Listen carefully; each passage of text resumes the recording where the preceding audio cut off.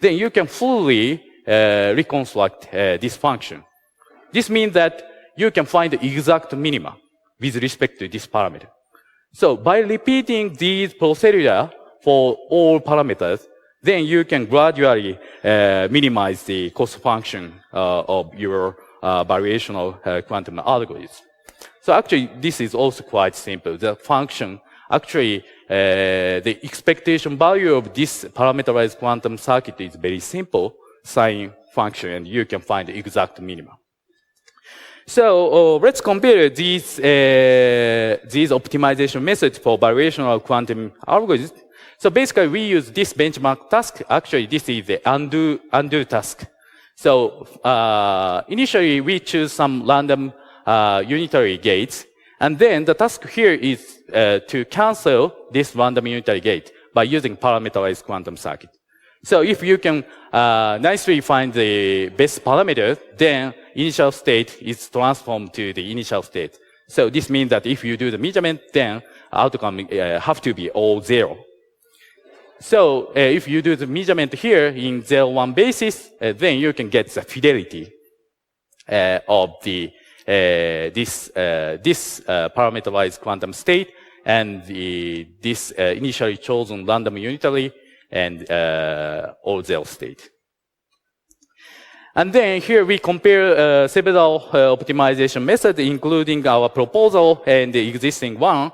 One is a gradient-based BFGS or conjugate gradient method with our parameters flu, and gradient-like method SPSA, and gradient-free methods sequential minimum optimization, which we proposed, and also Nelda-Mead and Powell method, which is a very well-known nonlinear optimization scheme. So this is a result of the numerical simulation. So this vertical axis corresponds to the initial parameters. So we try to choose randomly the initial parameter. We take 100 sample of the initial random parameters. And here the horizontal axis corresponds to the fidelity after the 1024 steps of the optimization. And each color corresponds to each scheme of the optimization. This is sequential minimum optimization, SPSA, BFGS, conjugate gradient, and the Powell method, and the Nelda-Mead. So as you can clearly see from this result, sequential minimum optimization is very nice compared to other scheme, especially sequential minimum optimization almost independent from the initial choice of the parameter. So independent of the initial choice of the parameter, you can get very nice fidelity by using sequential minimum optimization. And if you see the SPSA or some gradient-based method, the final fidelity highly depends on the initial choice of the parameter. And also, this Nelda method and the Powell method, gradient-free nonlinear optimization method is not so good compared to the other method. So let's see more in detail. Here we increase the number of steps of the optimization. So here 124, and here 2048, and here 8,192 steps are employed to get the final fidelity. So from here, in general, the performance of the optimization method depends on the initial choice of the parameters. So if you started the optimization with very unfortunate initial choice, then the convergence is very bad. But the important thing here is sequential minimum optimization almost independent of the initial choice of parameters. So whenever you choose a random initial parameter, we can get nice final fidelity. And also, gradient-based methods get better when the sufficient number of iterations are taken. So if you increase the number of iteration, then this gradient-based method also converge to the fidelity close to 1. And also, if you see this area, so this indicates that these initial choice of parameter, the optimization is not so good. Fidelity is trapped almost close to 0. So this implies that in this case, optimization is trapped at the local minima. So I think in this case, there might be the local minima in this case. So next, we want to see the independence of the number of samples to estimate the expectation value. So in order to estimate the expectation value, we have to run the experiment many times. So if you change the number of samples to estimate the expectation value from 256 to the infinite means that here we calculate exact inner product, which can be done on the simulator, numerical simulation. So in this case, again, sequential minimum optimization is very nice. Even if the number of sample is very small, we can get fidelity close to 1, almost independent of the initial choice of the parameter. And then, if you increase the number of samples, so if you decrease the statistical error to observe the expectation value, then other method also becomes better. And you can see here that even if we use the gradient-based method, if the number of the samples, in this case, number of samples is infinite, this means that statistical error is exactly 0. So in this case, gradient-based method also converges to the fidelity close to 1, independent of the choice of the initial parameter. So this means that there might be no exact local minima, but the gradient is very small. So gradient is vanishing. So in this way, we can see that gradient-based method is good in some case compared to the nailed-down and parallel method, and also sequential minimum optimization is the best for existing optimization scheme. So so far we talked about the parameter optimization methods for the variational quantum algorithms. So next, I want to talk about the applications of the variational quantum algorithms for quantum machine learning for quantum data. Specifically, we are focusing on generalization of ground states and also variational quantum simulator. So here we start from the very simple question. So where does quantum machine learning have the most advantage?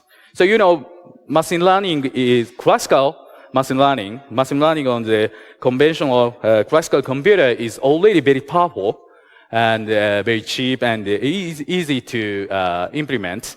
So is there any advantage of using quantum machine learning?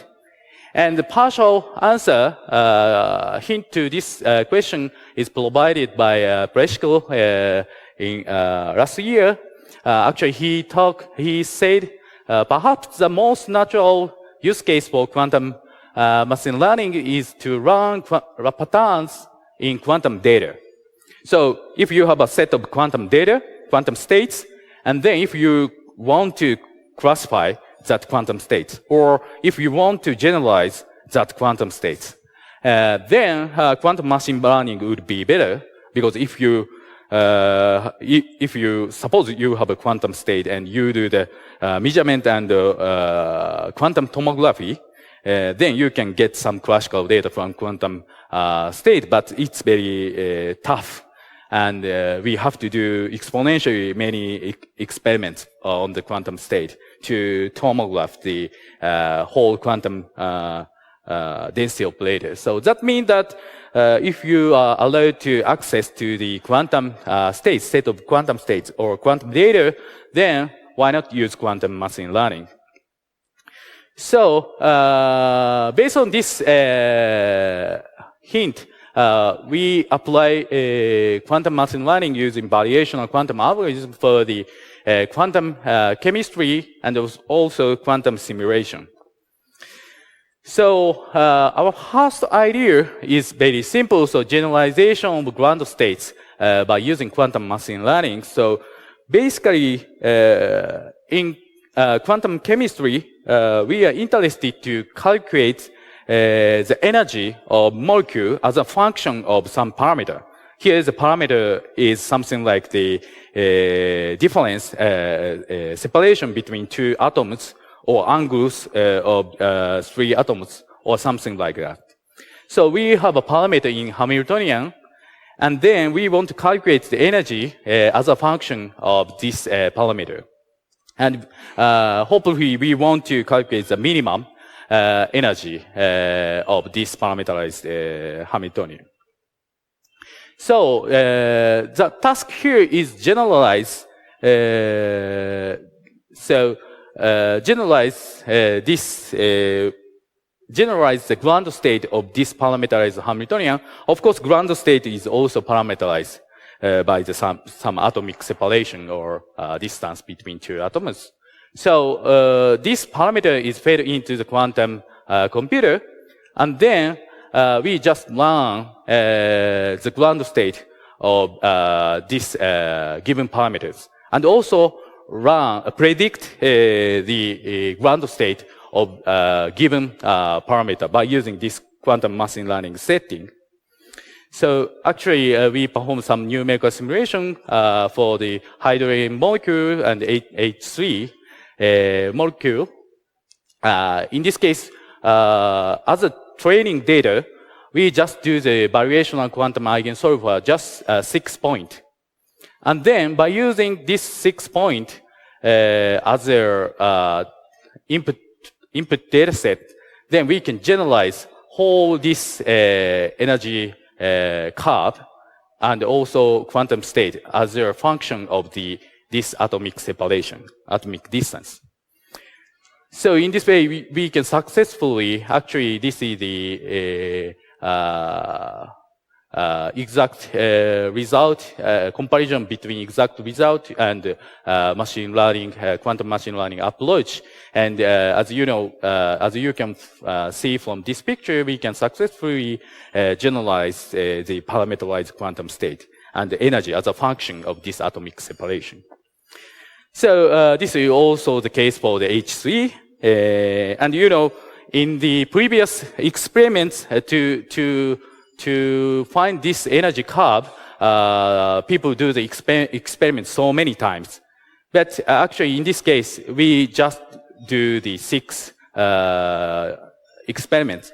Then you can generalize any points of the energy. So we can reduce the number of experiments for this quantum chemistry application by using quantum machine learning. So another example is the extension to the excited states and dynamics. So basically, variational quantum eigensolver aims to find the ground state, just ground state.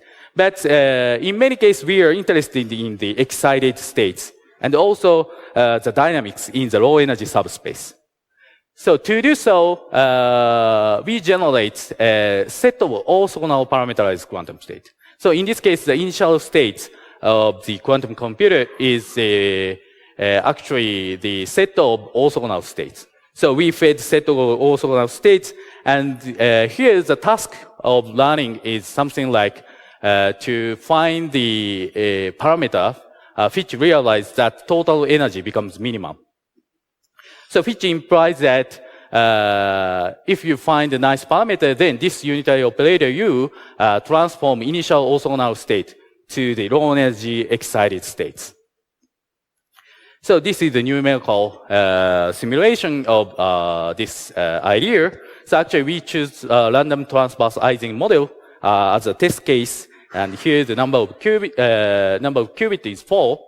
Then if we run the optimization process, then just after the 100 iteration or so, these orthogonal states converge to the ground states and first excited states, second excited states, and third excited states. So this means that you can successfully find the 4 ground state and 3 excited states.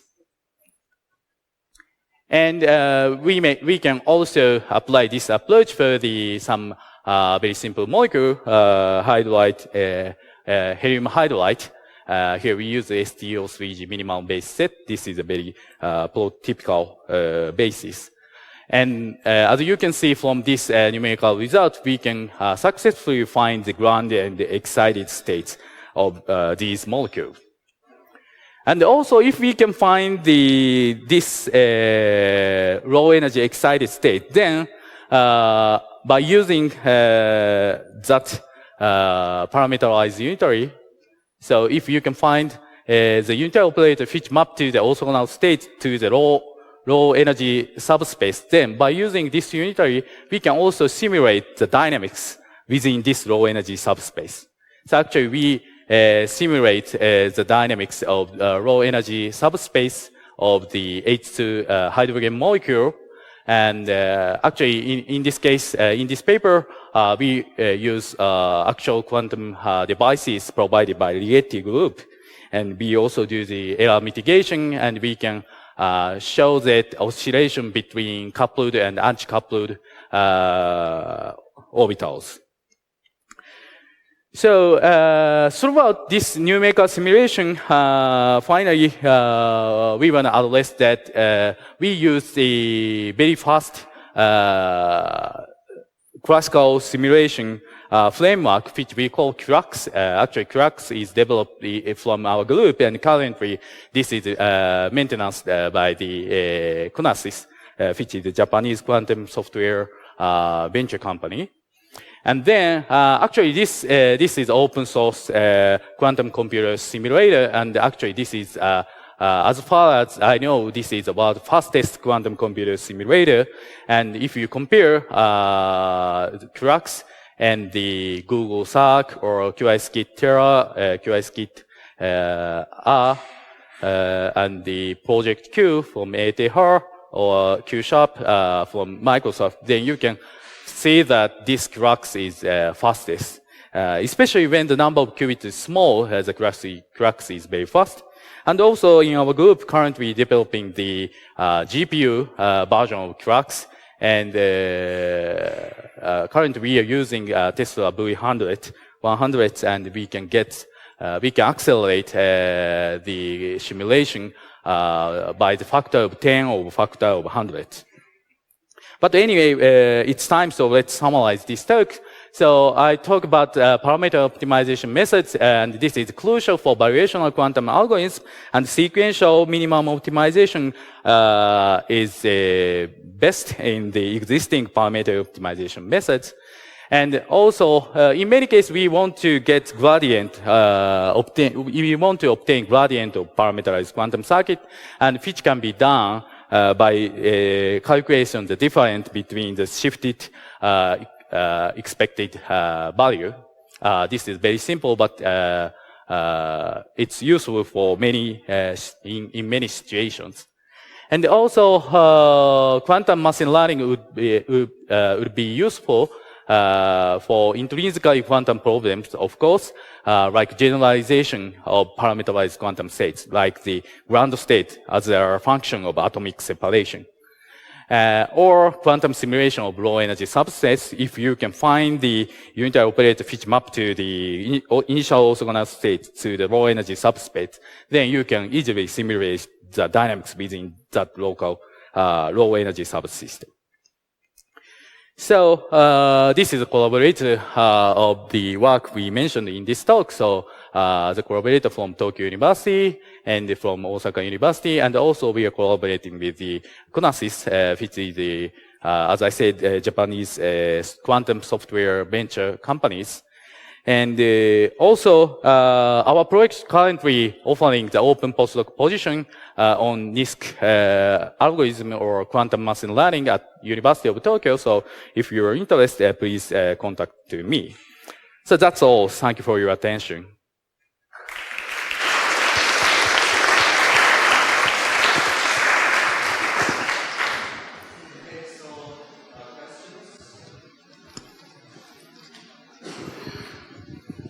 Thank you so much for your talk. So I had a question about the slide that you were showing, like numbers of steps and different optimizers. Okay. Yeah, so in each step you have to measure like 100 observables, right? For each partial derivative? Actually, that's a very good point. And here, step means that the number of evaluation of expectation value. So, for example, if you want to calculate, if your quantum parameterized quantum circuit have 100 parameters, then you have to calculate 100 gradients. Okay. You know. So in that case, this implies that 100 steps. So for each update, we need gradient, and gradient require 100 number of expectation value. Okay, and then for these graphs, you have you're tuning 100 single qubit rotations, right? Yeah, 100 single qubit rotation. You mean the ansatz circuit? Yeah, ansatz circuit consists of the control Z gate and 100 single qubit rotation. Okay, that's Thank right. you. Is it possible to go to that slide where you're comparing your code against Project Q and all those other? Okay. Flux, you mean? Okay. Yes. Oh, you. Sorry. Yes. Oh, yeah. Yes. Yeah, I found this very interesting. I used GPUs as well in my numerical Feynman integrals code for simulating qubits in a non-Markovian environment. And it's the same thing as this, right? Because as you have more qubits, the RAM required grows exponentially. Yes, that's right. But with the GPUs, it's much faster up to a certain number of qubits. But then the GPUs right now, the most RAM. The GPUs with the most RAM have 32 gigs of RAM. 32 gigs of RAM, right? And then after that, you have to go to the CPU. So how is it that your GPUs are faster than your CPUs all the way up to 25 qubits, where you're probably using more? Actually, if you have a 30 qubits, then the size of the data is 16 gigabytes. 30 qubits with 16 gigabytes. With double precision. Double precision. Yeah. Okay. So that implies that you can simulate 30 qubits. Okay, I guess the problem is that with my density matrix dynamics, it's a density matrix, so we have a bra in the case and a of ket. Density matrix, you double. Double it. Double and then exponentiated. But in our simulator, we simulate the open quantum dynamics by using quantum jump approach. Instead of doing the path integral. Yes, that's right. That actually makes a lot of sense. Thanks for clearing that up. Thank you.